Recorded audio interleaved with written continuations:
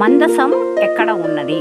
ఇశ్రాయేలు యొక్క ప్రజలు అరణ్య మార్గం గుండా ప్రయాణం చేయుచుండగా దేవుడు తన సన్నిధిని వారి మధ్య ఉంచుట కొరకు తన ప్రజలను కాపాడుటకై మందసమును తయారు చేయించెను.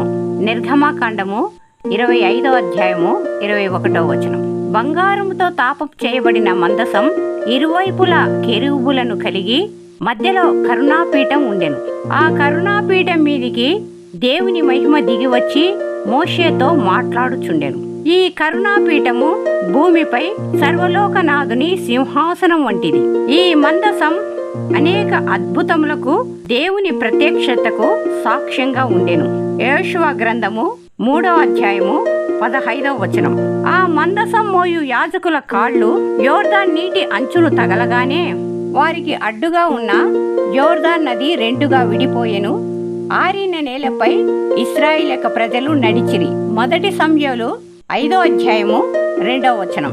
మందసం ఫిలిష్తీయుల చేతిలో పట్టుబడగా వారు దానిని దాగోను గుడిలో ఉంచిరి.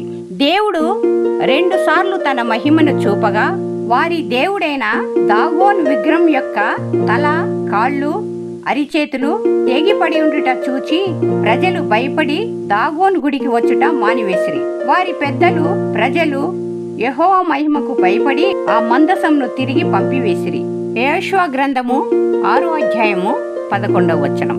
దేవుని అద్భుత శక్తి మహిమయు ఆ మందసం నందు ఉంచబడగా ఇశ్రాయేలు యొక్క ప్రజలు ఆ మందసంను మోయుచు బూరలు ఊదుచు దేవుని నామమును గణపరచగా యెరికో పట్టణ గోడలు కూల్చివేయబడెను. దేవుని అద్భుతములకు మహిమకు సాక్ష్యంగా ఉన్న మందసం ఏమైనది? ఇప్పుడు ఎక్కడ ఉన్నది?